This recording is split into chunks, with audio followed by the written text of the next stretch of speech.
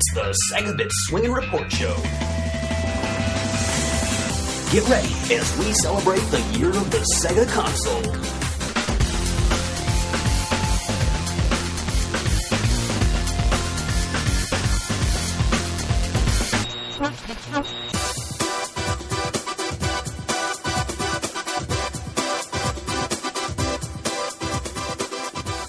Hello and welcome to episode 70 of the SEGAbits Swingin Report Show. I'm Barry. With me is George. Hello. And we also have two very special guests from the Dreamcast Junkyard. We have Tom. Hello. Who also does work for Retro Collect, and he is apparently an Atari Jaguar fan. Oh, don't mention that. We also have Aaron, also known as the Gagaman, and he is an animator. He also does work for the Lucky Hit YouTube channel and podcast, and he does many other things, including Sega Memories, which is now a Tumblr. So, hello, Aaron. Hi there. So this is, I think, our biggest ratio of Americans to non-Americans. So I don't like it at all. So. Yeah, I know. Isn't it like 50-50, or is it 75-25? I don't know. Why? Is there one of us who's lying? Undercover here? Is this like is this the war all over again? We have some British undercover agents? Not me. Prove it. Spell color. COLOUR. Good. All right. That's wrong. So wrong. You stick U's on everything. Pronounce aluminium. Oh, what is that? I don't think anyone can pronounce aluminum. So we're here to discuss the Sega Dreamcast, specifically from the UK perspective. I know George and myself, we grew up with the fast-paced, it's thinking, secret agent, Asian woman, stealing secrets, 99.99. The superior experience, they call it. Yeah, exactly. Well, that's what we're going to figure out here. The question I wanted to throw out to you guys, what are your UK Dreamcast launch memories? Was there really a cohesive campaign that got the blood pumping when you heard about the Dreamcast? I guess I'll throw it out to either one of you. Yeah. For me, the main memory that sticks in my mind is the fact that it was delayed over and over again. I don't know if that's the same for you, Aaron, but the Dreamcast was. I remember that, to be honest. Well, it was meant to launch on the 23rd of September, 1999. Oh, and okay, then and then there was a delay for notice, really. Yeah, but yeah, it was like I say, it was meant to launch on the 23rd of September, 1999, and then like literally days before the launch was meant to happen, Sega announced that it was being pushed back again. And the reason that they gave for the delay was that the network infrastructure for the internet capabilities of the system weren't ready. I see. And I'm not sure how much truth there was in that, but that's the official standpoint. So certainly for myself, it was the constant delays of waiting, and then being told suddenly, no, you've got to wait another 3 weeks now. So, yeah. Wow. Wasn't it like sort of the tail end of October we ended up getting it? I think it was like the 27th or something like that. Yeah, it was the 14th. The 14th of October. 14th. Okay. Yeah. Mm-hmm. Oh. So it wasn't a memorable launch date, I'm guessing. Not really. With the, like you say, with the US launch, the 99.99 thing was quite sort of played within the advertising campaign, whereas in the UK there was nothing like that. It was already going to be after that. So yeah, it was just it was just in shops, and it just kind of happened, and there was a couple of little news reports on telly about it, and that was about it from what I remember. Yeah, totally. I remember the shops just being flooded with like Dreamcast boxes everywhere, but yeah. There was quite a big launch party in London for the Dreamcast, and they invited a load of like B-list celebrities. Like I think they had the guy who played Mini-Me in Austin Powers. Oh yeah, yeah, I saw that photo. Yeah. And they had the boxer Chris Eubank as a special guest. But that's all it was. There was that London-centric event, and then nothing else really for the rest of the country. So, I think for me, I was only about 13 at the time, I suppose. And for me, the hype really came from pretty much as soon as they announced the Dreamcast in the Sega Saturn magazine in '98. Yeah. Mm-hmm. When they very first revealed it in the official Saturn magazine, which I still think was probably the best Sega magazine ever made. That one in particular, they just had some really good writers on that one. And they pretty much hyped up the Dreamcast and Sonic Adventure when it first got announced back in '98. So I was hyped for it a year before it even came out. And I actually got to play a Dreamcast in the UK about 6 months before it came out because a local cinema to mine at a local cinema had a Dreamcast pod with, I presume, a Japanese machine in it, and it had a demo of Sonic Adventure with 4 levels on it. So me and a mate just kept going up there every weekend to play it for as long as it was there for. So I actually got to know these 4 levels in Sonic Adventure inside out before it actually came out. Which is pretty cool. When did you guys actually buy your Dreamcast? Either of you get launch models? Yeah, I mean, at the time the Dreamcast actually launched, I had a Nintendo 64. And I was desperately trying to sell it because I couldn't afford to just go and buy one. So I had to wait a couple of weeks to sell the 64, and then with the money from that, went and bought a Dreamcast, which would have been around November time of '99. That would have been my first one. Yeah. Huh. Yeah, I got because my birthday's at the end of November, so I ended up getting one then. So it was only about a month wait, so it wasn't too bad. Day after mine, I think, actually. Yeah. Birthday buddies. Just about. And what were your first games?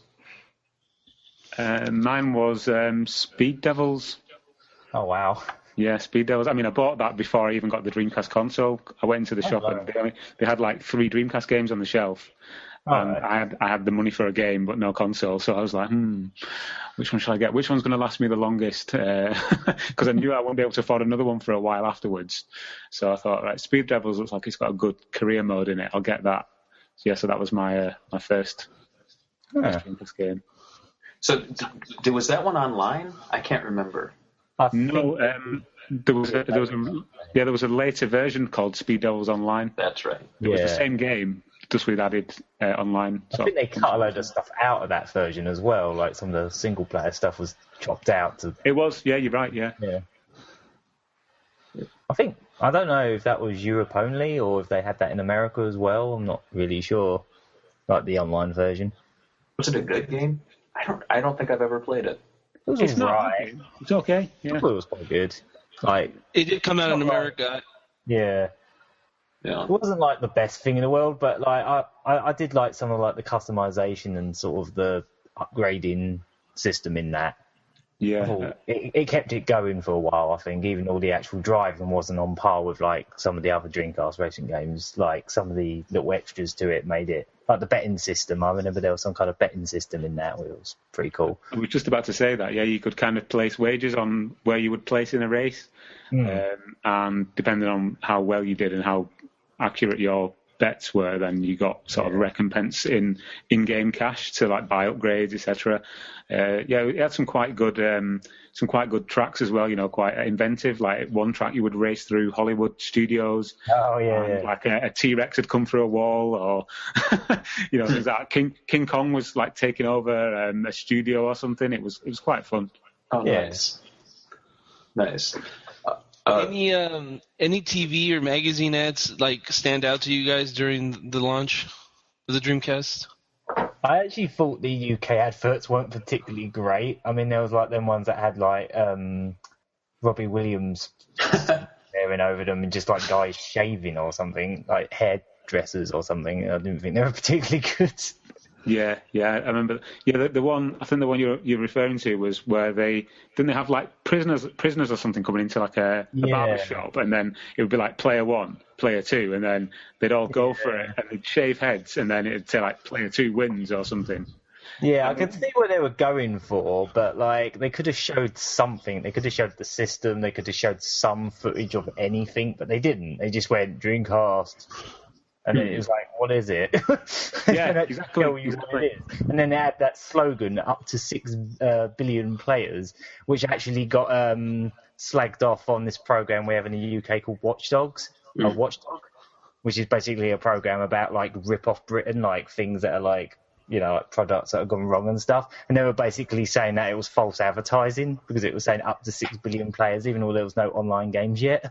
Yeah, it's true that because I mean they were massively marketing the online functionality and the multiplayer aspects of the Dreamcast, but at the time the Dreamcast wasn't even available. You couldn't even go online with it because the infrastructure wasn't in place yet. So it was just like a massive like blew up in Sega's face basically. Yeah, I mean when I did get my Dreamcast, like the month later, it was already online by the time I got it. But yeah, it must have been that first month. It was a bit dodgy. So, I mean, not to get into the Saturn too much, was there a big transition in terms of the way the I guess the marketing spoke to you, or was the Saturn UK Saturn advertisements, were those kind of forgettable as well? As far as I remember, I don't actually recall any Sega Saturn adverts when I had one.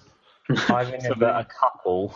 Not many. They were very scattered about. I remember one time I saw a Sonic R advert on the telly and got all giddy. And I was like, oh my god, they're actually advertising the Saturn game. And I think that was about it. I think that was the one time I saw a commercial. Anything before that was probably back when it was launching and I was probably too young to notice that stuff. Yeah. Me and Barry are big, you know. Water long before 98 here. Sorry, I go ahead. I was going to say, me and Barry are big fans of the US Dreamcast magazine, and we're wondering how the UK Dreamcast magazine was, attitude-wise. Oh, right, okay. Yeah, I mean, in the UK, we had quite a few different magazines. There was the official Dreamcast magazine, and then there were a couple of third-party ones. There was one called Dreamcast Magazine, one called Dreamcast Monthly. Can you remember of any others, Aaron? There was another one called DC UK, which was going for quite a while. I think the longest running one was the unofficial Dreamcast, the one that's just called Dreamcast Magazine. That was going long. I think that went in straight into 2002, I think, actually. It went I think you're right. So they stopped making games. Yeah, I mean, I used to buy a selection of all of them, you know, over the months. And I still remember they tried to do a kids Dreamcast magazine at some point, but I think there was only two issues called Mr. Dreamcast. I remember it well. That one's quite memorable. That one's quite memorable because my girlfriend actually won a contest in the first issue of that to get the Sonic Adventure action figures. Wow. Yeah. I believe it was a magazine anyway. You guys had a lot of magazines. Did any of the unofficial ones outdo the official one, or not at all? Oh, I think I personally preferred the main unofficial one, which was just called Dreamcast Magazine. Yeah, I thought it had a much more adult tone. Sorry, not an adult tone. It was more conversational in its style, whereas the official magazine was really kind of straight laced and tried to appeal to a sort of a mature gamer. It tried to be really trendy, didn't it? I remember the first edition had like these weird fashion shoots. I was thinking there was like a Sega Rally themed fashion shoot, and you're thinking, why are they even bothering with this? And there was a bit in the back that was like, oh, we're chatting about the games that came out last month in a pub or something. And exactly, yeah. It was called the Reviews Roundup, and they would actually that was stage probably it in a pub. My favourite section of the magazine, but like, yeah. I also thought a lot of their reviews in the official magazine were a bit too harsh. Like a lot of the games they gave 5 out of 10 I actually really liked. Stuff like Giga Wing and JoJo's Bizarre Adventure and some of the quite a lot of the 2D stuff. They just give really bad reviews, and I didn't really agree with them once I played them. That's interesting because I'd say that the official Dreamcast magazine over here had a very indie vibe. Okay. And when they sold the concept, that when we had them on last year, Simon Cox, the editor in chief, he said, "What, George? Do you remember? Didn't who they were pitching it to the president of Sega, weren't they? And he told them to fuck off, basically." Wow. Yeah, he told them to fuck off or something because they wanted to like do it more, I guess, independent, right?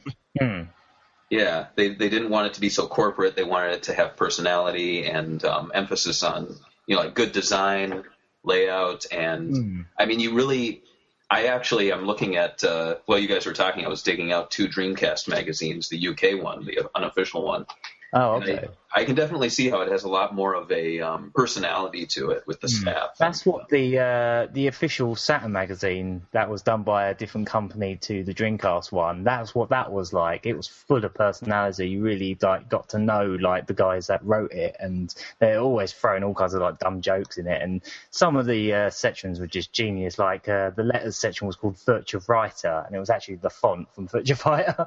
I always loved that. And especially in the later issues, when they were mainly focusing on talking about Dreamcast, and they really focused on Japanese import games in the Saturn magazine right at the end, because obviously there was next to nothing coming out over here, and they were actually telling people in an official magazine to go mod your console because it was the only way to get the most out of a Saturn. I always thought that was quite, I found that the feel of the design of the official Dreamcast magazine in the UK was very much a minimalist kind of magazine. It tried to be, like you said earlier on, Aaron, it was trying to be trendy. It was trying to appeal to a more adult market. Young professionals who've got money to spend on games. Interesting. So the other thing about the official Dreamcast mag is you got a demo on every single issue, but the problem is they kept repeating the demo, the games on the demos, and then they kept picking really crap games for some reason. They would put stuff like Ducati World and just random games that no one, games that they give really poor reviews, and then they're trying to sell them on the cover, and it's well. Well, yeah, the official Dreamcast magazine. When they started out, they were like, guys, this is a demo disc. This is going to be awesome. We're going to put VMU things on it. We're going to have, I think they were even saying they were going to put video content. And then pretty soon Sega was just like, no, we're going to control all the content, you guys. Yeah. So, I can just imagine how awesome it would be if either the US or UK were allowed to make their own discs so that you could have a monthly video, 5 minutes of just saying hey guys, and welcome to the official Dreamcast magazine video, feature. Yeah, I've got a few demo discs from old Amiga CD32 demos, and they did that exact thing. They just did all these silly videos of them just faffing about in their office, and it was really weird. And they would do video reviews in this really low quality video on the CD32. And all even the menus were just voiced by these guys just going, welcome to the disc, and all this silly. Yeah, I just thought it was really charming. How did it go again? Sorry. How did it go again? I can't remember exactly, but it was silly sound effects and all weird shit on them. If they could have done something like that on the Dreamcast, that would have been amazing. So I'm paging through this magazine right now. This is one of the last, or maybe not the last one, but it's issue 19 when Sega announced that they were leaving the hardware market. It's just pretty funny going through here. And they did the same thing in the American one too, when they would say, "All right, guys, let's get our facts straight," and then they'll be like, I just want to read this, but it's kind of funny. True, Sega is to cease manufacturing on the Dreamcast console in its present form as of March 2001. This is because continuous production of the machine balanced against the number of sales. Hardware is sold at a loss, with the money being made back on software sales, and it was proving too costly. Obviously. And then they said, false. Sega is not calling it a day. In fact, it has vowed to continue support of the Dreamcast with over 70 first-party titles due out between now and March 2002. Yeah. Over 70 cancelled games. Yeah. Another great one is they said, true, Sega has been in talks with several other companies to incorporate Dreamcast technology in its products. The most prominent company of note is Pace Microtechnology. Everyone loves Pace Microtechnology, who is a key player in the manufacturing of set-top boxes. So there were all that guff. Interestingly, they said false. The Xbox will not have a chip in it that allows you to play Dreamcast games, but that definitely was something they were thinking about. Yeah, I did hear a rumor about that at one point. Yeah. I would. I must admit, if they did go ahead and do that, that would have swayed me into an Xbox. Yeah, it's funny too. At the end, they actually say they're trying to make the Sega fans feel better. They say our sources report that Sony isn't exactly doing that well either. Apparently, everyone that's buying the PS2 is only getting it for the DVD capabilities. They aren't buying the software, and therefore Sony is losing money hand over fist. Oh dear, what a pity. Never mind. Ha. I don't know about that. Remember when? No, don't you remember when PlayStation 2 they had to discontinue it as well? Yeah. Oh yeah. Oh yeah. Remember that company, Sony? Last year. Yeah. Probably stopped. Have they actually stopped making them? I think so. I think the last game that came out in the UK for the PS2 was like FIFA 14, I think. Yeah. It's interesting, Barry, what you were just reading there about the PS2 and people only buying it for the DVD player, because at one point, especially in the UK, Sega were bundling a DVD player along with the Dreamcast. Oh yeah, forgot about that. You know, rather than buying a PS2. Yeah, it was roughly the same price, or maybe 50 quid more, and oh, blimey, I completely forgot about that. It's a massive box, isn't they? Yeah. I wonder if you can still even find those, like them box sets. I think it was only a cheap DVD player. I remember it wasn't branded or anything. It was just, here's a DVD player to go with your Dreamcast. That was a last ditch effort for sure. Oh yeah. I'm not even sure if that was Sega's like thing. I think that might have just been Electronics Boutique may have just put that together themselves. I'm not sure, but no, I'm pretty sure it was an official Sega. Okay. Yeah, I've marketing never seen them in a couple shops, but not like everywhere. Not in bundles. I wanted to shift direction to the packaging. The UK Dreamcast games have very unique boxes. I wanted to know what you guys thought about those things, just both as when you were buying them new and as collectors. Are they a headache to replace, or do you feel special having Dreamcast branded cases? This is something very close to my heart. I hate these boxes. They're horrid, absolutely horrible. On the one hand, you've got the double-sided, so if you've got a double disc game, you can have one disc in either side. But Aaron, you'll back me up on this. Those hinges. Those hinges break as soon as you look at them. Yeah. So you've got pretty much, I would say about 90% of my games have got no hinges on them.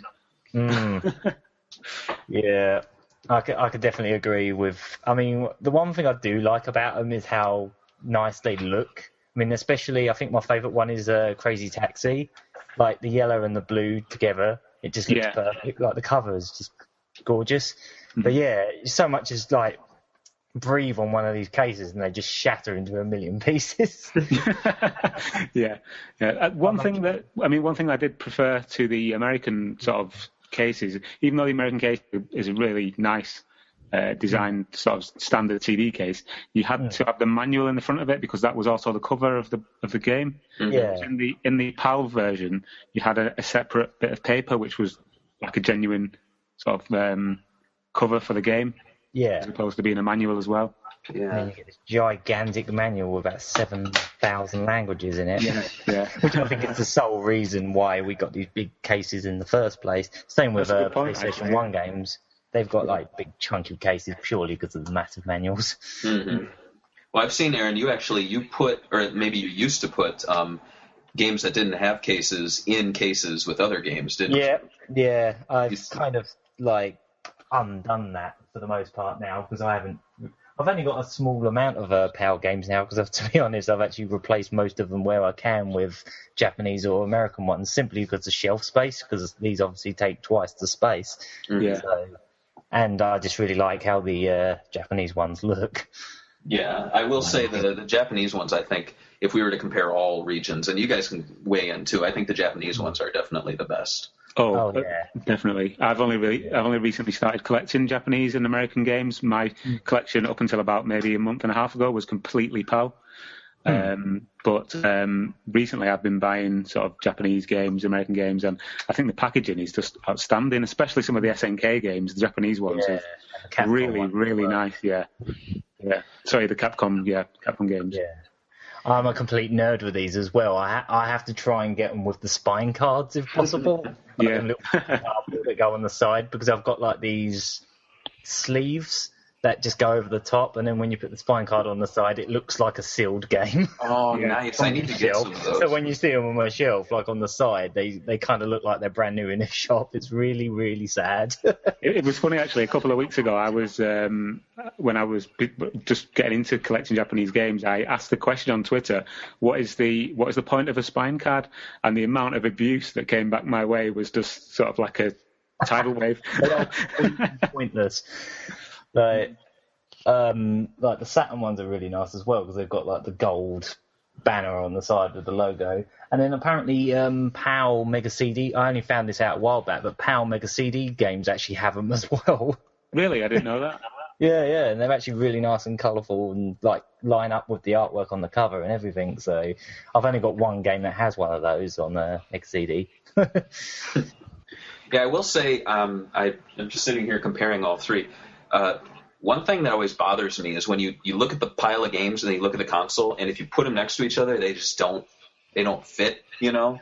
I feel like the Genesis, at least, Mega Drive, but the Genesis over here with the red strip, they look nice next to each other. The Saturn, not so much. We have the big, ugly long boxes with white, and yet our consoles are mainly black. Yeah, I didn't really understand that decision. And then humongous boxes that they come in, which are just as brittle as the Dreamcast PAL ones, but like...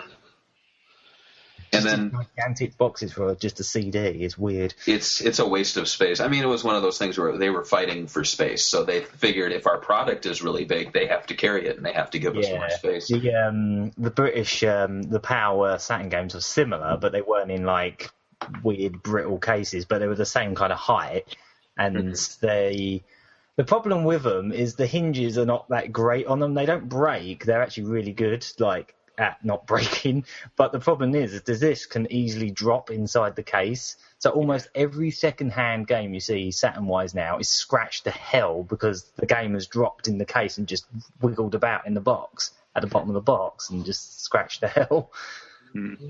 I will that's say a bit of a design flaw. I'd say the PAL games most definitely look great next to the console just because of the Dreamcast branding that they actually have imprinted on the plastic and we'll get into the blue swirl too, but the blue matching the blue, it looks great. The US ones, they don't take up a lot of space. I like them, nostalgically, but you look at the original ones, the white with the sweep, they look nice, but then they switched to black because they wanted to compete with, I think, the PlayStation 2. Yeah, they look very similar to the PlayStation games, yeah. Like, even from the side, they look exactly like PlayStation games. For that, you have to squint just to see the tiny little Dreamcast logo on the side to notice the difference. Exactly, and then our budget titles, I don't know if you guys have budget titles, but ours were... we didn't, actually. We didn't get those. Single one. Huh. I'm surprised they never did any double packs, actually, considering them cases can hold 2 discs. They could have easily have done some kind of double pack. But, that would have been awesome. There wasn't that many Barry, there wasn't that many greatest hits titles. They were like, what were they called? All-Stars? Which is kind of funny. The big orange banners on the side or whatever they are. Yeah, I have Virtua Tennis, Sega Bass Fishing, and Crazy Taxi. And I think Sonic Adventure was one, too. It's funny, I didn't actually know that range existed until about a week ago because I got NHL 2K from Amazon, and I opened the box up and this pamphlet fell out, and it had on the back, it had the Sega Smash Value Series or something like that, I can't remember its name. With the orange Sega All-Stars with the orange banner on it, and I was like, I've never seen that before. But one thing about the US cases I did really like was the way that they kind of incorporated the design of the Dreamcast console into the artwork with the sort of the CD door and then the orange I like that kind of design on there as well. Yeah, it was a cool feature. But I'd have to say that just looking at my shelf, it looks like a zebra. It's black and white, black and white, black and white. And there's a bunch of black ones, and I'm like, I guess everything that starts with S were made later. On my shelf, I've got because I've got quite a few American games as well. I've actually got them all organised by alphabetical white ones and then alphabetical black ones, just so they don't end up looking like a piano. It's really weird. But yeah, I mean, when it comes down to it, it's the Japanese one wins for sure. Yeah, I love how sort of uniform they are as well. Yeah, like they all use that same font and full color manuals. I quite like on the Japanese ones the way that on the one side of the case you've got English and on the other side you've got the Japanese text, so you can kind of spin them around and see what the game is. That's the problem with having them laid out with the spine card on the side, because obviously the spine card's the Japanese side. It's like, oh, they look really nice, but now I've got to figure out which one's which. something 2, that's probably Sega Rally. I want to ask each of you, how did you view the U.S. launch from abroad? I mean, I thought it was I like the advertising slogans. I like the "It's Thinking" slogan. I thought it was really, really cool. And just the imagery that was used in the print adverts, especially with the kind of the eyes and the mouths, kind of screaming in agony. That was kind of creepy. I thought it was quite impactful, and again, as mentioned earlier on, with the 9.99. Logo, that was quite good. I don't know about you, Aaron. What did you think? I think the first thing I ever saw of the American launch was in some of the magazines, and they basically just showed some guy swimming in beans or something, or some kind of launch event. I don't know. And there was all this stuff about there was a tour bus. I don't know if anyone. I don't remember that. No. If you guys ever saw that, but they actually had some kind of tour bus going around America with Dreamcasts on it, similar to the ones we had in the UK in the early 90s for the Mega Drive. But, I think they were doing a traveling festival thing, and I think they had a bus that traveled with them. Well, one thing I did love about the American campaign were the commercials where it goes inside the Dreamcast and it's just got the whole party of characters everywhere. Oh, yeah, I saw that. Yeah, that was really good. Yeah, I think those are brilliant. I really wish they just brought those over here. It's like Wreck-It Ralph before Wreck-It Ralph. Yeah, basically. Just every character you can think of, including characters from games that either didn't come out for years, like Freegan Brothers, or characters from games that never came out, if I remember rightly. There might have been one or two. Mm-hmm. Wasn't Knights in there? Wasn't Knights included? I don't remember seeing Knights, but I do remember there was that one that was about it had some actual American footballer talking about what it used to be like in the good old days, and it showed footage of the Mega Drive football games, and then he had Rayman sitting with him with a drink at the table. It's really weird. Was that Joe Montana? Could have been. I remember. It might have been Joe Montana. Oh, yeah, that was it. I think it was, yeah. Because I'm sure they had a good relationship with him after the Genesis era. Yeah. I also really loved that the online play one they did for SegaNet, where they actually had the voice actor of Seaman, and he was actually Seaman in a fishing bowl, actually talking through the whole advert or something. I thought that was really cool. Most people that saw that on telly were probably thinking, "Why is there a talking fish?" But those ads were pretty much just made for the fans, really. That's true. All the references. Yeah. Did you guys prefer the blue swirl or the red swirl? And I actually thought that the swirl was orange, but I guess it's red in the US. Really? I always thought it was supposed to be orange, but maybe they misprinted it red sometimes. I didn't really understand. Barry wrote the question as red swirl. I don't know. There's been a lot of controversy. No, actually, there hasn't. But I see a lot of people online. They're like, well, there's orange, red, and blue. And I was like, well, the packaging's orange, but the swirl is red. Yeah. I heard that something that I was led to believe was that the red swirl was to do with the Canadian launch. And that's the way you could tell if it was a Canadian or an American one, or am I just making this up as I'm going along? I don't know. I'd have to go. After this podcast, I'll take a picture of my Japanese Dreamcast and my American one side by side, and we'll see if those if we're looking at an orange and a red. But I'm pretty sure it's red in America and Japan, and the UK had the blue. Yeah, I have got an American Dreamcast, so I could probably check that as well. Going back to the original question, I think, I quite like the contrast between the blue swirl and the orange light. I mean, obviously, if the company Tivoli in Germany hadn't existed, then I'm sure that Sega would have gone with the orange swirl around the world. Yeah. But because obviously this company was using that, they had these Dreamcast consoles which already had the orange light installed in them, and then they thought, well, we can just change the sticker on the console, for the European launch.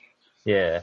I actually really like the blue because it's pretty much Sega blue, and it's what I associate with Sega is that sort of Sonic blue So I always, and especially like on the boxes, how they're that same blue as well. I always liked that, actually. I thought it kind of suited it in a lot of ways. I've got a friend who actually went ahead and changed the LED to a blue one in his PAL console, and he said after he'd done that, he kind of thought that it looked better with the orange one because it gave a contrast. Yeah, that makes sense. It's the whole. Have you ever seen that thing about movie posters? How they always use blue and orange? Oh yeah. Because they complement each other, so they always use it in everything. Like, I guess that's that same kind of complementary. Yeah. Yeah, because they're at opposite ends of the colour spectrum kind of thing. Yeah, exactly. Yeah. What about you, Barry? Did you like the blue? I've grown to really like it. I bought a UK controller, and it was in the box, and the box was really striking. And I remember I have fond memories of the UK games too, just because Shenmue 2 was the first. I think it's the first game I ever bought on the internet and the first import I ever did. And I just because I was in what was it? I must have been a sophomore, and I was at a new school. I didn't really have any friends, and so all I had was my Dreamcast. And I was so stressed out because I was like, oh man, they're not going to release Shenmue 2. And then I found out I could import it, and that was just like the best year of high school because I had my Shenmue 2. But I really grew to love the packaging. It's simple, and I thought you just like I've seen pictures too. People have been posting little celebratory pictures and seeing the complete in box console with the arcade with the controller and with the games. Yeah. It looks really nice. It looks classy. Yeah, I love how all the controllers and accessory boxes have got that same white and blue with the big font on them. I've always liked that look. Yeah. I'd say it's probably one of my favorite kind of like complete packages outside of the white Saturn. Yeah. Yeah, I don't know, Barry, in the US, did you get the you didn't get the Dreamcast gun, did you? The official one? That's Columbine, the Columbine shootings. In fact, a lot of American tragedies impacted the Dreamcast. The Columbine shootings caused them to. It was interesting. I believe Confidential Mission was coming out, and they released the game, but they didn't release the gun. And you could play the game with the unofficial gun, but if you try to use the official imported gun, it didn't was work. House of the Dead, wasn't it? Wow. It might have been House of the Dead as well. Yeah, it was House of the Dead. My original question was going to be, because in the UK, we got it was the House of the Dead and the gun pack together, and then you got the main box, which just said Dreamcast gun in the traditional kind of blue and white packaging, but then you also got this kind of cardboard sleeve that went over that, which had all the House of the Dead 2 artwork on it, which looked really cool. Really nice. Yeah, that's obviously something that you wouldn't have got in the US, and I just wondered if you'd seen that. No, I haven't seen the UK one. The Dreamcast gun I have is actually the House of the Dead 2 box, with the gun from Japan. Okay. I think it's very similar, actually. Is it? Yeah. Okay. Yeah, I think once you've got the sleeve from the top, it's pretty much the same. Yeah. But it's it was a shame that they I mean, obviously it was like a shame that Columbine happened, but I mean, just looking back I know, right? Like, look at me like, God damn it. No, but I don't think Sega should have done that. I think it was kind of a weird decision. I think they were just too afraid to relive that Night Trap thing, so they played it way too safe. Because Confidential Mission and House of the Dead 2, they're shooting zombies and playing James Bond. I mean, it's not hurting anyone. I mean, and to go along with that, I mean, you only have to look at what other companies were doing at the same time. They weren't saying, "No, we're not going to release any games with guns in it, and we're not going to stop." You know, I mean, Time Crisis was still coming out, and other gun games. So, I mean, And to be honest, the Dreamcast gun is the least looking gun I own for a exactly. It looks nothing like a gun. In fact, the light phaser looks more. The light phaser looks more like a gun than the Dreamcast gun looks like a gun. Yeah. I mean, in Brazil, a guy didn't he get into a police standoff with a Master System? I think that was in. With a Zapper. Yeah. I think he had a Master System gun. I think it was in Brazil or Mexico or something like that. Yeah, it was in Brazil. Something like that. Yeah, because you know how big Brazil is with Master System. It was crazy. Actual guns, you know. And the other one is an actually it being 9/11, 9/11 was the reason Propeller Arena wasn't released. So, Yeah. Why they couldn't have just deleted the city level, I don't know, but yeah. I don't know, and I'm surprised that they still haven't released it to like XBLA. No, or PSN. I'm surprised and all. I'm really shocked they've literally just stamped that game out because it was complete and all. Yeah. You know, ready. Just say it's the Dreamcast game you've never played, and people would buy that thing. And I don't think anyone would raise a stink. They'd be like, all right, well, 9/11's passed, and to be honest, I mean, if you do play it, I mean, I've got a bootleg version of it. I mean, and when you do play it, there's very little imagery that you would actually associate with 9/11, other than the fact there's planes. I mean, there's no airline. And there's a city level. Yeah, I think that was it. There was a city level. I think that was it. People were pretty hurt after 9/11, so I'm pretty sure there would have been a lot of Fox News stories about how Sega's trying to recreate memories. That's what they were trying to avoid. Yeah, they obviously didn't want that to happen. I don't know if you guys saw this as well, but it's a slightly different subject. But I recently saw the Spider-Man promo where he puts a web between the Twin Towers. Yeah, and that was kind of cool. Yeah, that was quite topical as well at the time. And they pulled that one quite quickly. Yeah, there was a really recent one for that Ninja Turtles movie as well, wasn't there? Yeah, right. Yeah, where it actually had the release date of the same day as 9/11, and then it had them sort of falling down from an exploding skyscraper. Yeah. Oh dear. Whoops. Yeah, so, I mean, I can understand, like I said, after Night Trap, why they did what they did. But when you look back as a gamer, you're just like, God damn. Like, what really bothered me was the fact that they were so smart that they said, you know what, those importing bastards, let's lock it out. So when they try to use their gun, they have to use the shitty Mad Cat's gun or whatever the hell it was. Why didn't they have just done what they did with the Saturn game, the Saturn light gun? Because in Japan it was black, but when they released it over here, it was just bright blue. And they were like, see, it's obviously a toy now because it's bright blue. They should have just done that, just made it all bright blue. Yeah, red over and put big neon lights on saying it. This is a toy. And yes. I actually had another question for both of you guys. What do you guys think is the difference between the U.S. Dreamcast scene and the U.K. Dreamcast scene? Like, as people that bought the console, like differences you saw, like the marketplace. I don't know. That's a good question. Yeah.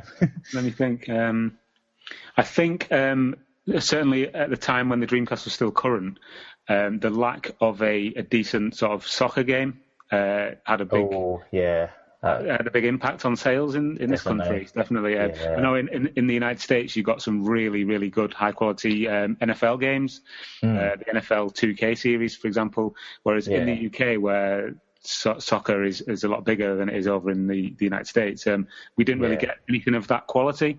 I think that really hurt the They tried to revive the Sega Worldwide Soccer franchise, didn't they? Which was really good on the Saturn, but for some reason it wasn't as good like on Dreamcast. I didn't think it was anyway. No, I mean the Dreamcast versions were basically just World League Soccer but rebadged. Whereas the Saturn versions, the Saturn games were original Saturn games, by Sega Sports.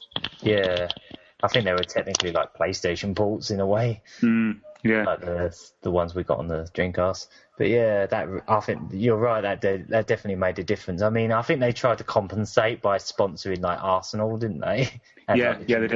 Logo on everything, but I think they kind of probably wasted the money as well.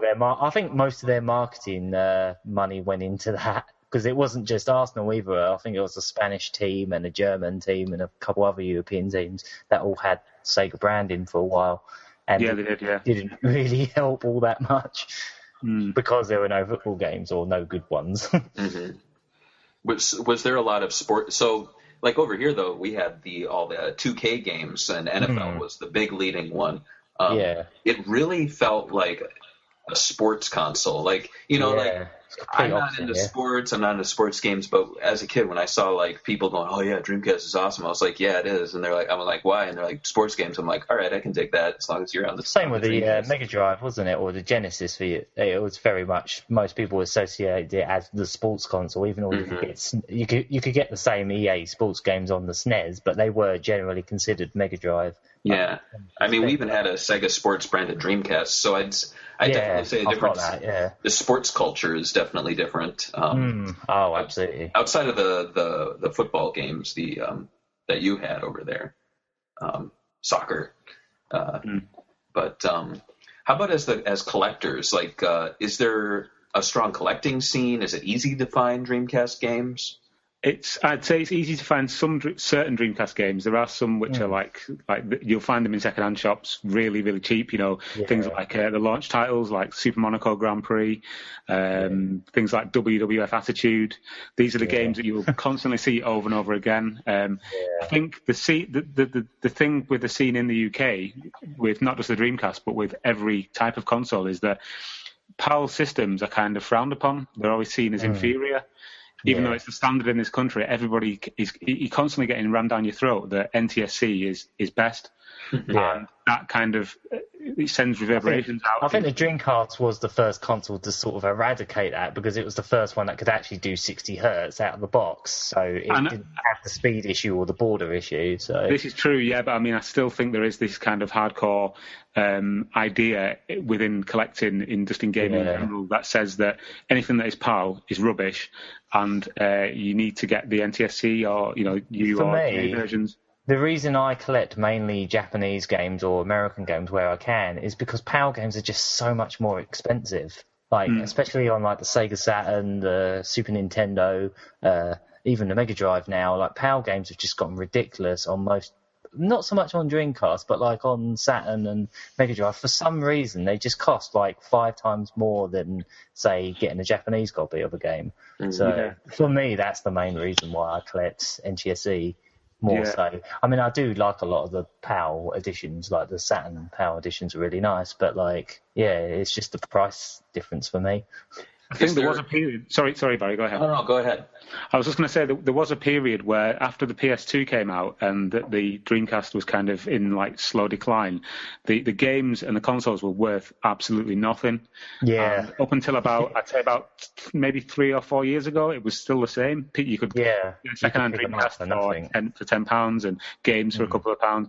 But now, because retro is becoming such a big thing, Dreamcast games are slowly rising in value and price, and it's becoming a bit of an issue for me, at least. Retro collection is getting ridiculous here now. I mean, like with Dreamcast, I think I was quite lucky. I managed to get most of the games I wanted to get when they were cheap. Yeah.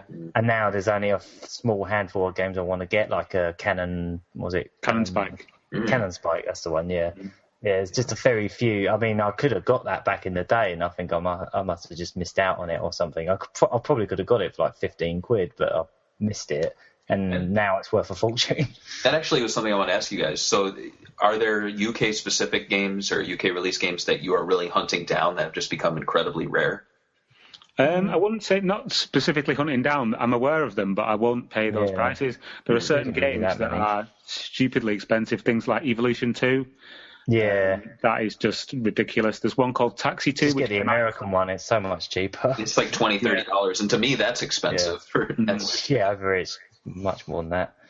Yeah, there's a game called Moho, isn't there? I don't know what that's supposed to be. I've looked at gameplay and I still don't know what this is. You can watch an hour of gameplay and still not understand what that game is. It's just a bunch of things with balls for legs rolling around hills or something. I don't.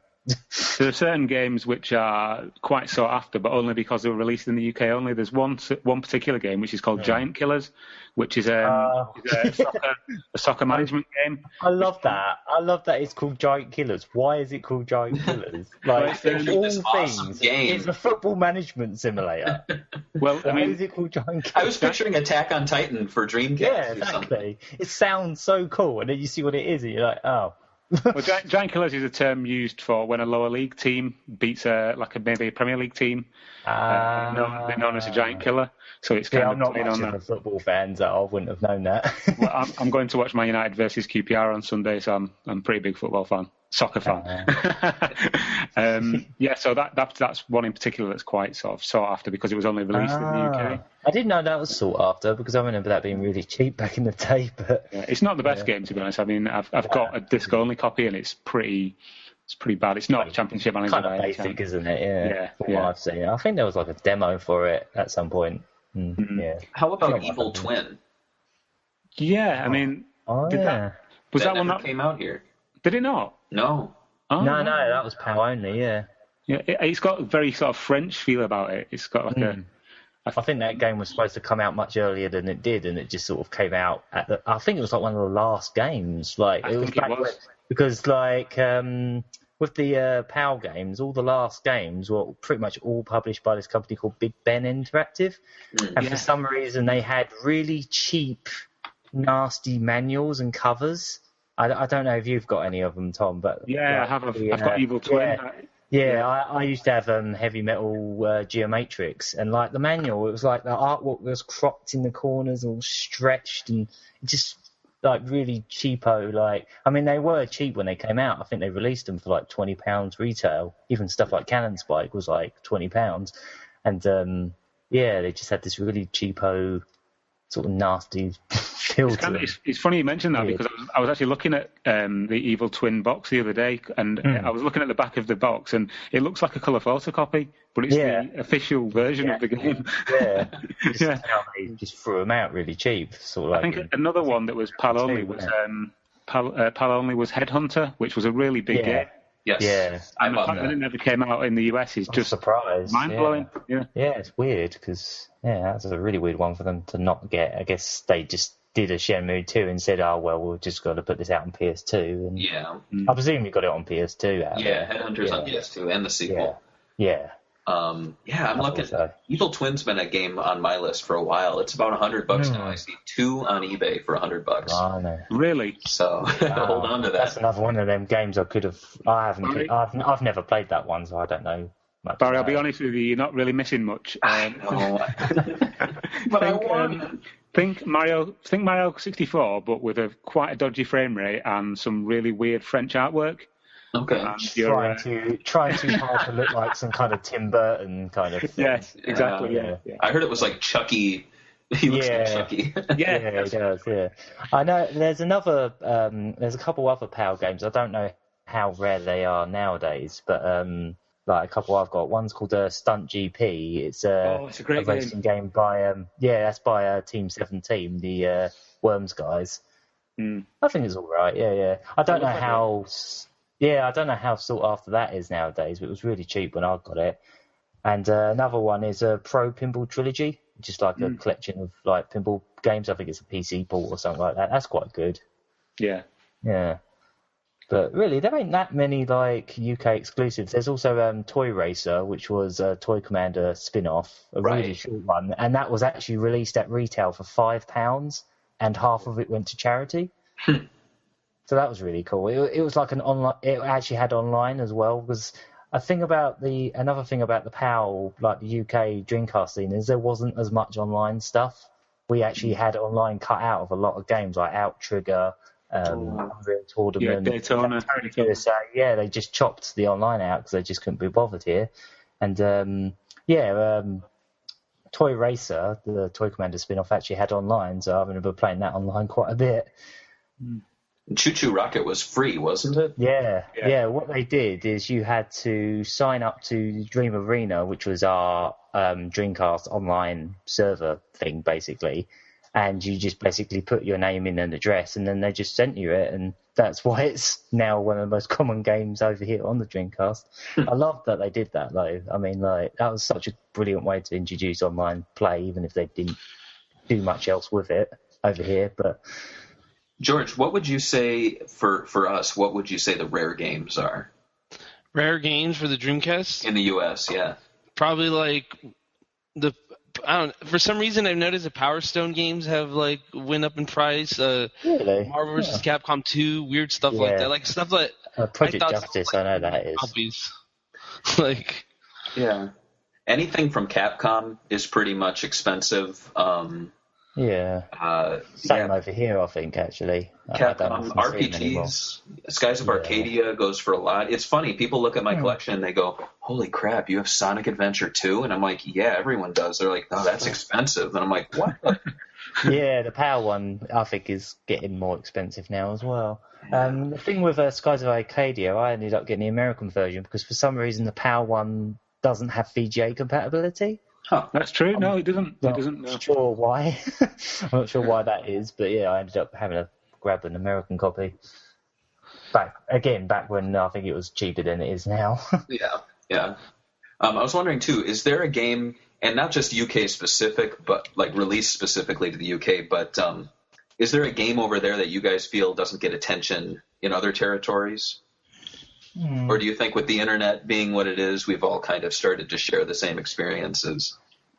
I think one game for me that doesn't really get a lot of positive press in other territories would be the Le Mans 24-hour game.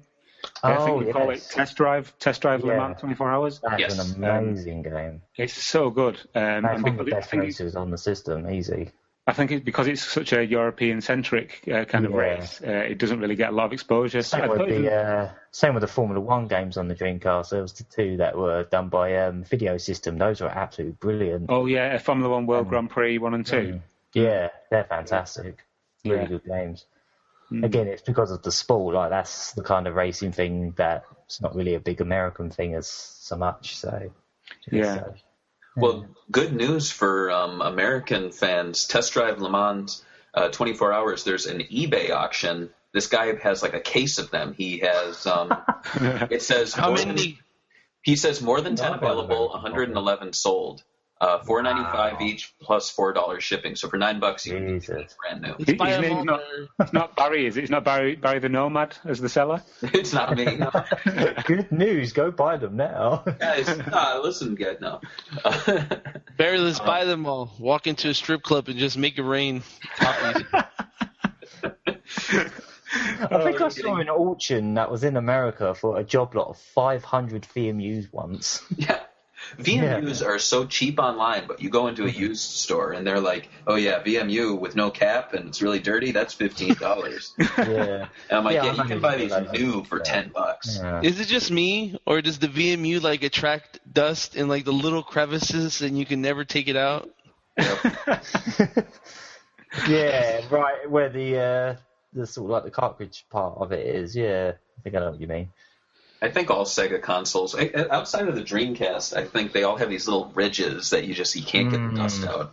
The Mega Drive. Especially the Mega Drive, yeah. Sega Saturn has those ridges around the outside of the CD tray, and there's just dirt and dust and stuff. You have to get a pin or something and get it all out. Yeah. I was going to ask, in America, we have our ways of acquiring, I guess, retro games for cheap prices. Where do you guys usually shop for retro games in the UK?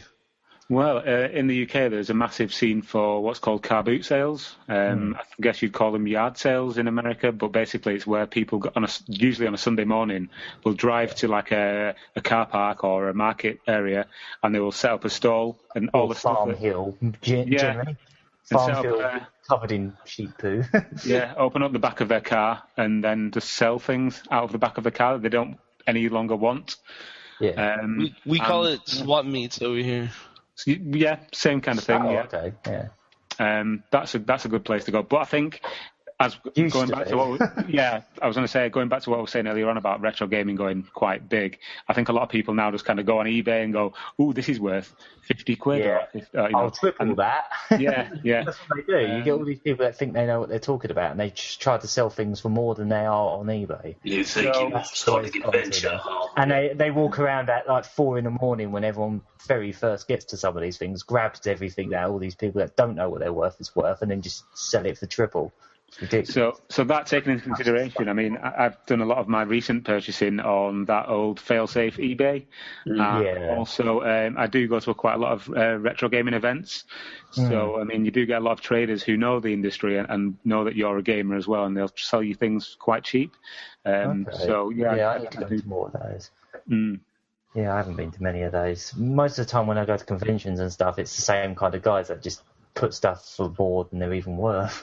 Yeah, over here, I mean, George does this too. You take a PlayStation 2 game and you break the disc and you put it under your pillow, and the next day Segata Sanshiro brings you new Sega games.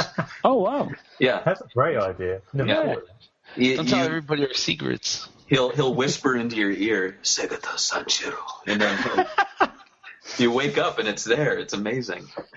So what are you saying? You just like lose a foot or something. Yeah. You break your legs and then gives you Sega game. Well, he breaks your Wake up. ankles. Yeah. Yeah. And your neck. He's a good man. And your neck. Yeah.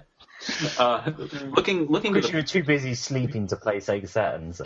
Yeah, well, that was the thing. He was like, well, I'm glad that you've left me this offering, but what the hell are you doing in bed? You should go play Sega Saturn. I was going to ask, now that we have a lot of indie games coming out for the Dreamcast, are there any that have been announced that haven't released yet that you guys are most excited for? Personally, I would say Hypertension. Oh, okay. Which is the first-person shoot-'em-up. Yeah. I quite like the look of that. I mean, there was the recently announced Elysian Shadows, which looks like a really nice 2D RPG with modern elements. Yeah, those two. Yeah. What about yourself, Aaron? The one they announced just the other day, Slave, was it? I think it was yesterday, wasn't it? Saw your post on that, yeah. Yeah. That was actually a game I've been following for quite a while, about a year, because the guy that designed it, he was an animator I used to follow ages ago, and I've known him sort of known him for years. And yeah, I've been following this game. He just started designing it about a year or so ago, and I presume it was just going to be like a PC game. And then all of a sudden, Dreamcast version, I was like, what? Really? Out of nowhere? Like, he never mentioned before it was going to be for consoles or anything. He just said, yeah, I'm just making this game for fun. And now all of a sudden it's a Dreamcast indie game. I was like, wow. Yeah, I'll say it's exciting to have more I love the shoot-'em-ups, but it's great to have more non-shoot-'em-ups coming out than shoot-'em-ups. I mean, I'm a massive shmup fan, but yeah, it does get a bit, samey, especially bloody when they just make the same game and change the graphics slightly. You got something to say about ducks? Yeah, yeah. What about you guys? What games are you looking forward to? Myself, I'm looking forward to Pure Solar. Yeah, same. Yeah. I have it on Genesis. I haven't actually ordered it, but I'm hoping that maybe I missed out on it on Mega Drive. So I'm looking forward to playing it for the first time on Dreamcast. I like that they've given you the option to switch between the soundtracks and the graphics as well. Yeah, that's really cool. I'm also I'm interested because I was a backer at the $49 level for Elysian Shadows. We talked to them. They're an interesting group. I mean, they know what they're doing, but they have a lot of George. What's the word I'm looking for? A lot of what? Ambition. Ambition. Yeah. So if they can, I hesitate to say that they can deliver on all of that, but if they can deliver on half of it, I think it will be a success. It's just, they were saying like, oh, well, maybe we could do this, maybe we could do that. And I'm like, well, all these things are technically possible. So if you guys can pull it off, you could be, the first Dreamcast game to have DLC or to have, not DLC, but, first indie Dreamcast. I think one of the things we talked about in the last podcast was they said that they could deliver online gaming on the Dreamcast, but is it really worth it considering that nobody has 56K modem and very few people have a DSL modem? Yeah. Another thing we never got that you got, bloody broadband adapter. We never got that. To be fair, those go for about $150 to $200 now. I never got it. Yeah, so it's not like everybody can get online on the Dreamcast. So is it really worth it to program something that nobody might use anymore? I have to say, Barry, I'm impressed that you paid $49. I paid $5, and I was like, ooh. Yeah. Well, I figured, the Night Trap Kickstarter wasn't going through, so I'd shift those monies elsewhere. And I do feel like I got burned on the Redux. It did deliver on the game, but I haven't replayed it. I was just really disappointed that it was just the same game, everything they showed, and the way the trailers pretty much just lied about the graphics. Yeah. They were clearly just using a PC build, and then they just dropped the resolution, but never mentioned it to anyone. And they're still trying to act as if that's not a problem. And Yeah, now they're pushing really dodgy. They're pushing 1.5, and they're like, "Hey, win 1.5." It's and 1.1 wasn't it? Yeah, 1.1. And then there's that they're doing like a Neo Geo sort of port of it with a completely different name as well. I think Engine Dev Team's doing a version of it for the Neo Geo. I don't think that's going to come out on Dreamcast though, so it doesn't really matter. But if it did, that would be like the 5th version of it. And I'd consider it one of the lesser games, indie games. I love NG Dev Teams. Fast Striker, Gunlord, and the most recent one, Neo XYX. They're stunning. They're really good. Like, I love, if we're saying our favorite games of the past indie Dreamcast games, Wind and Water Puzzle Battles was just fantastic. Yes, I think that one's extremely underrated, actually. I think people didn't give that the dues it deserved. That had so much content in it. Like, what about Rush Rally Racing? That one's very good too. That's really good. But like with Water in particular, like that had so much content in it. Like I still haven't actually fully beaten it because it just got so hard at one point. But like just the depth of that like puzzle system is just ridiculous. I don't think I've ever seen anything quite like it. Like in terms of that, Wind and Water, it was more. It felt more like a commercial release than Wetrix did. I felt Wetrix feels like an indie game by comparison. Yeah, I never got on with that game. I didn't get it. It's not worth getting unless you're. To be honest, I actually think Wind and Water is probably the best puzzle game on the Dreamcast. Like even high praise. I mean, like the Puyo games are brilliant on it, but like I just think Wind and Water had so much more content, so much personality squeezed into it, like all the story mode, all the jokes, and. To be honest, my experience with that game is just watching your videos. To be honest, Aaron, so I'll take your word for it. The other thing with that game is I don't know how easy it is to find now, but that game was actually really cheap for the longest time. Like when it first came out, it was about £40, but then it dropped to about £15 at one point, and for that money, it's an absolute steal. Didn't you get your little character in the game because you picked? Yeah. You like just paid in a little extra and then sent them a photo. So I sent them a photo of me with a prop sombrero I had on, and they put that in the game. Yeah, they made a little sprite, and you put in a code. Like they give you a secret code, and you put it in on your stat screen, and then it pops up with your sprite. Well, this isn't my eBay auction or anything, but on Amazon, Wind and Water Puzzle Battles is $40 with $2 shipping. At the moment, it's from a third-party guy who's totally not named Barry.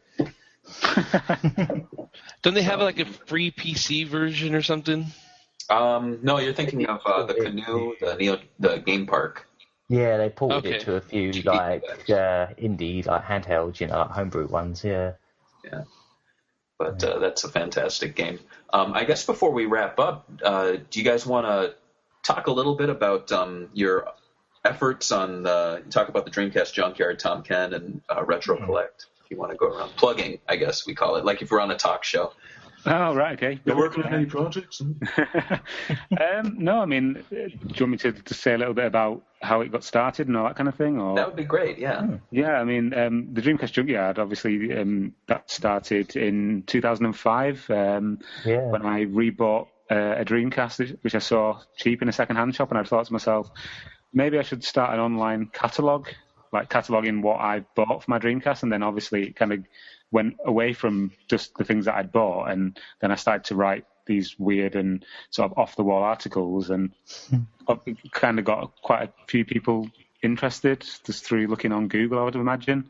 And then I can't even remember how I actually found it now, to be honest. Just stumbled on it, like the blog. Yeah. And then it was kind of the writing. A couple of months after it began, I mean, obviously, Aaron, you got involved, and then it just kind of snowballed, really, from there. We've had various writers who have come and gone, and then obviously yourself, Barry, you got involved. And I'm just really kind of impressed, really, into like how large it's got, So I mean, you can tell even just by since you set up the Facebook group how popular the Dreamcast Junkyard still is. It's constantly getting likes all the time, and just notice it's still got a big sort of following in a way. Yeah, I mean, obviously it's not all down to my own work. Obviously, yourself, Aaron, and Barry as well produce a lot of great content. And I'll step it up too, I promise. Oh no, not at all. I mean, I know you've got your SEGAbits. Obviously, is a massively popular and successful site as well. So I mean, thanks. Massive kudos to you for doing that. But yeah, it started as a what's the word like a blog, like a personal blog. Like a personal, exactly. It started as a personal blog, and it kind of blossomed into what it is today, but with the input of a lot of other talented individuals. So thank you as well. Well, thanks for making it. And I always wanted, does the Dreamcast Junkyard, did that come before or after the Saturn Junkyard? All the other junkyards came afterwards. Okay, that's what I thought. Yeah. That's what I thought. And it's what was it listed as one of the 100 most influential the way that came absolutely about flabbergasted me. That did. I didn't even know what it was at first. I was like, hang on, what? Is this a joke? The way that came about was I was looking at the British Museum's website, and they were basically asking people to nominate websites that were of had a British flavour and kind of captured I'm going to be sort of a snapshot of British life on the internet. And because at the time we were quite heavily just talking about PAL things, and I was talking about what I'd go up to at work, and which beers I'd drunk at a pub, and how that kind of got intertwined into buying Dreamcast games. I thought, well, that's quite interesting, because people might not necessarily associate a Dreamcast blog with the drinking habits of the person who's writing about Dreamcast games. So that might be quite interesting. And I just thought, right, I'll nominate it myself, see if they accept it. And then a couple of weeks later, I had an email back from one of the curators at the curators at the British Library, who said that they'd read the site and they really liked it, and then that they'd accept it onto the web archive. So I was like, wow. Still can't believe that happened. It was crazy. I think, of all things. Yeah, and I think too. I think it was also nominated by another person. I was talking to the head of Sonic Retro, and she said that she thinks a friend of hers in the UK also nominated it, because I told her about that, and she was like, I think I know who. Yeah, I think I know. But yeah, it said blog dedicated to the community of gamers who continue to play the Dreamcast games despite the fact they were officially discontinued in 2002. It makes us sound pathetic. A blog dedicated. They continue to play it. We've been talking about spine cards and. Did you know they have spine cards on them? And print quality of later releases and stuff. Yeah, not sad in the slightest. do you guys know of a website called Games Radar in the US? Yeah. They did a feature on the Dreamcast some time ago, and they mentioned the Dreamcast Junkyard, and they described us as a group of militant Dreamcast fans, or militant Dreamcast zealots, I think it was. I still remember the time that one of my really early Dreamcast Junkyard videos got linked on a UK Resistance. That was kind of special. Love that site.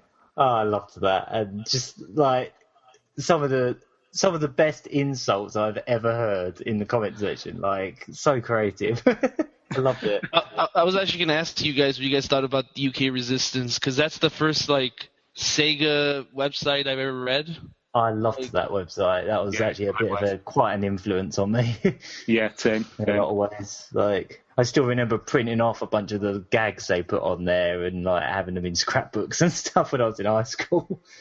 Do you remember the Blue Sky in Gaming? Yeah. He was trying to get, move away from all this Gears of War type gaming environments where everything's sort of dark and dingy. Bring back blue skies and fun. Yeah. Still relevant now. Yeah. Barry, you ever read the UK Resistance? I used to, yeah. In fact, one day I just went through their whole archive until I hit the last article. I'm really surprised that you guys even sort of know what that is. I'm quite impressed. It got around. I think the Blue Skies in Gaming probably helped. Was the reason, but some of it was so baffling. Like when they were talking about when Shenmue 2 came out in Japan, and they were comparing it to Water Torture or something. So weird. Yeah, I'll say that just on the Dreamcast Junkyard, I remember the first time I think I came across it was when Aaron was in the chat room. I kind of checked it now and again, but then you guys reported on the I Have a Dreamcast stream in 2009. Oh, yeah. The 24-hour stream where they played music and they sold a CD. I used some songs on that a lot, but I think you were in the chat room and I was like, holy crap, this is that guy who writes for the Junkyard. Oh, wow. So I had a little, set some stars in my eyes when I was like, oh, look, it's Aaron. Hi, Aaron. Which is kind of funny looking back now. Wow. Because I know, I mean, not to be ageist, but I'm a little older than you two, so I'm just thinking like, hello, little young man. I enjoy your work, Just looking back, I'm glad. We're not that different in age. I think it's a few years apart, but still, it's just kind of. Like I thought of you I thought so highly of you, and now look at me. Oh, bless. No, I'm just kidding. I still do. you said it round quite well there, Barry. I think. Yeah. But it's amazing to see what has become of the Dreamcast Junkyard, and I'm really glad to see the new people joining up, and they're really writing. They're making it's really active again. Like with so many articles popping up lately. It's great. Really good. I think it's time for a resurgence. Yeah, definitely. Yeah. I mean, we did have a lull for a bit. I kind of couldn't write because I was away, because I was in the Navy for a bit, and I was away from a computer for a long time, so I couldn't do a lot. But we were all doing our own kind of things, SEGAbits, and Aaron, you want to talk a little bit about Lucky Hit? Yeah, this came along from just a couple local friends who've wanted to do videos about gaming for years, and at first it was going to be called like Angry Gamers, and it was. I think everyone misinterpreted it as like, oh, it's another angry nerd thing, but really it was more just to do with. It was going to be almost like a sitcom, where it's more about just people that are gamers that are also just angry. Not at the games so much, just I don't know, but that kind of fell through. And then I've been chatting with them for a while, and they were trying to think about rebooting it. And they said to me, "Oh, try and figure some names." And I basically filled a whole sort of page of names. And I was thinking, well, I know Tom Murray Curry's favourite game is Shenmue, so I started thinking of random Shenmue references. And Lucky Hit was one of them, and that just stood out to everyone. Like, that's the name we're going to go with. And, It's a great name. It is. Yeah, I agree. Yeah. And, it's been kind of really slow going, but, like, we're trying to sort of build up our content and try and... It's taken a bit of a while to try and, get everything going, but, like, we are starting to make some progress, I think. Like... getting out there with that, like, because we're not like trying to specialize on any particular kind of gaming, and we're not even strictly trying to specialize on gaming. I mean, it's half a gaming channel and half a comedy channel, really. That's what we're kind of going for. I mean, some of the stuff we haven't like got out there yet that we're still planning includes like we're going to start doing music on it as well. We're going to start doing music videos, like original songs that Tom and Phil wrote, and some of them are game related, some of them are not. And, we're just trying to go with all this kind of, like, original content and at the same time doing, like, events and reviews and all that kind of stuff as well. But sort of the comedy's kind of more the side of it that we want to focus on a bit.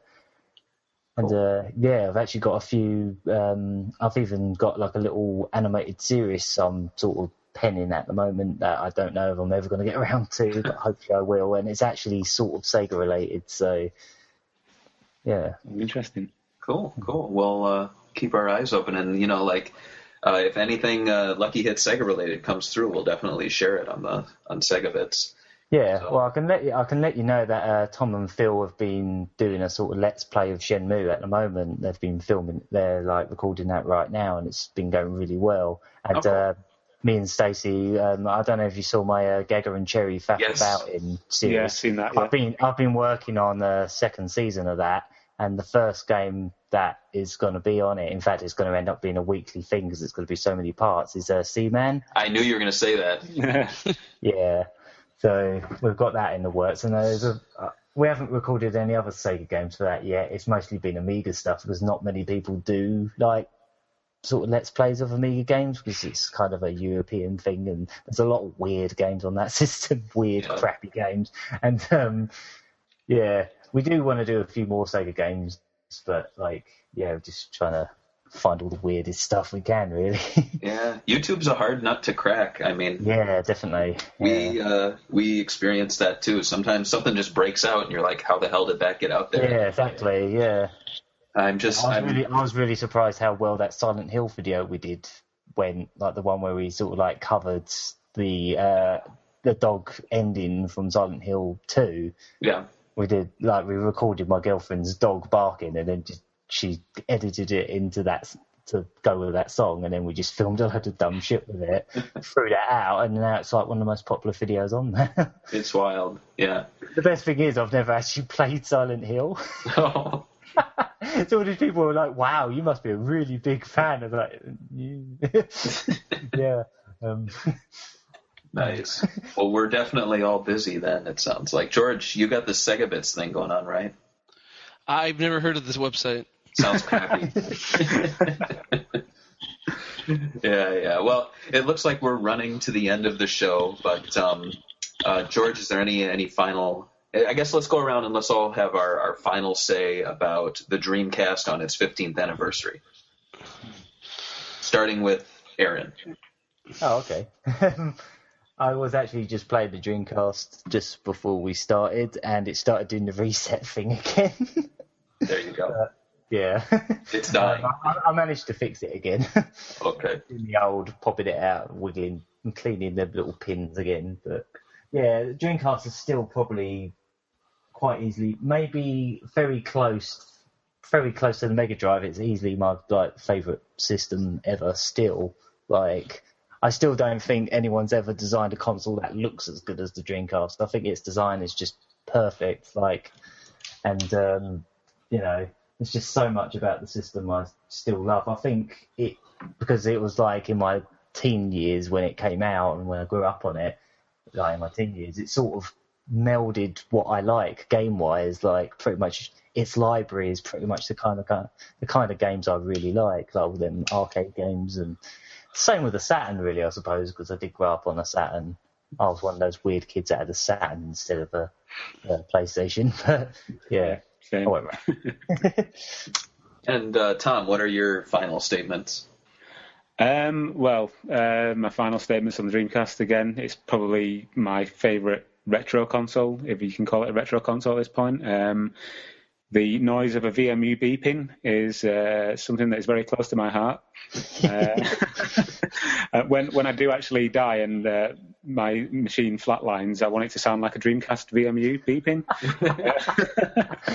It's got some great memories. And when they're putting your grave into the ground, it can go. When they close the lid on the coffin, it makes a big loud clunk.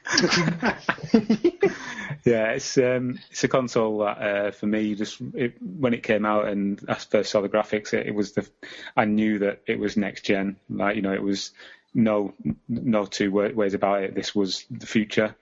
Obviously, it didn't pan out that way, but the console for me that really heralded that we'd moved on gaming wise, visually.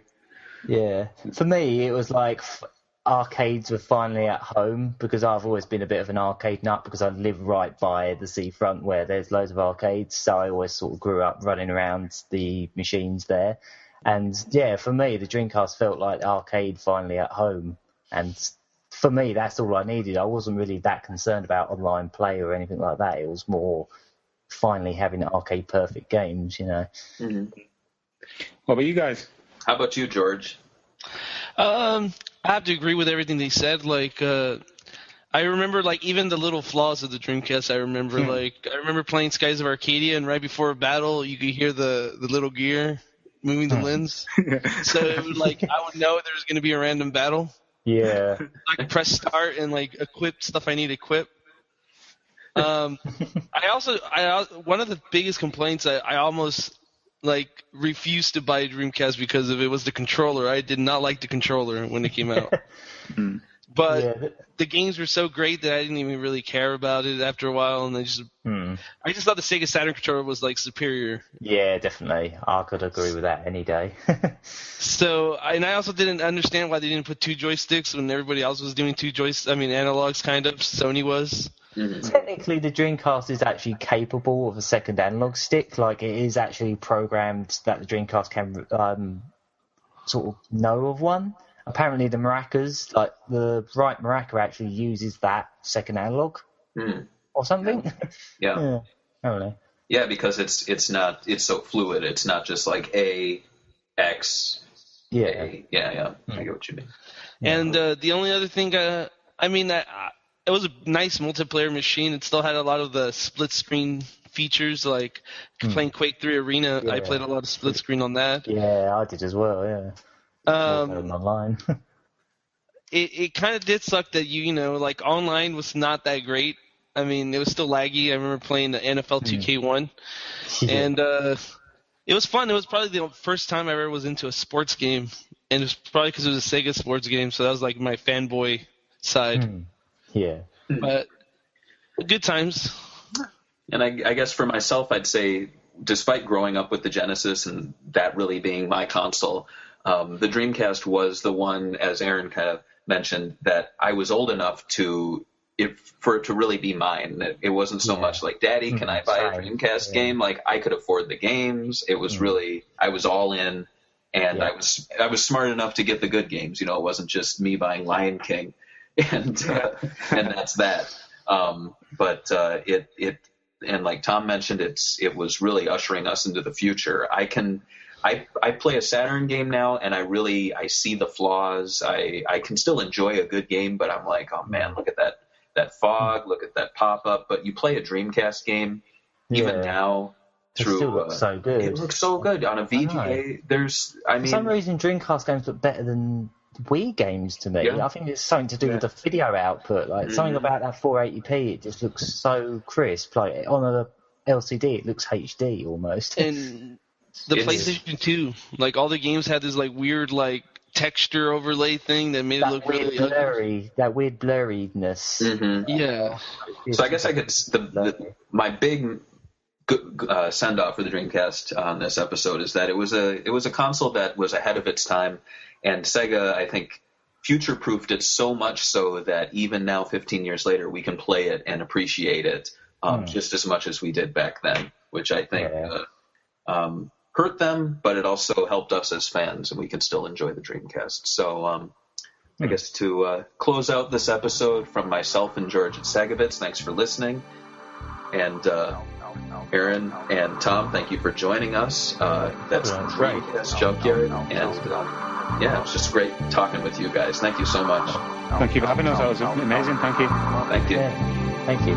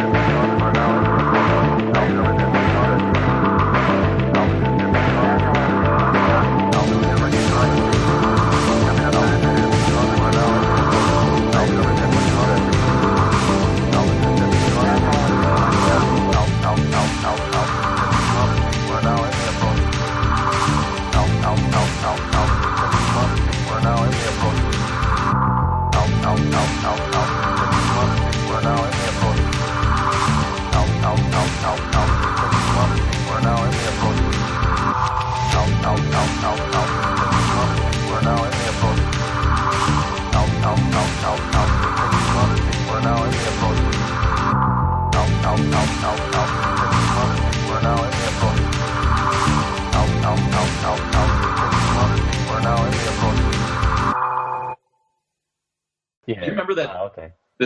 I'm going to edit this bit out, but do you remember the British Shenmue video I did, and it got a lot of people? Oh, yeah. I think this is fake, guys. That doesn't sound British. That doesn't sound like the Gagaman at all. Yes. I was like, all right, love. Like, that was Rio. I'm looking for a man. I love that video. I'm looking for a man. I had Christopher Lee doing Lon D. He was like, well, I believe that we are looking for the smear. That's quite good, that. I'm good at. I can do Christopher Lee. That's not really an accent, though.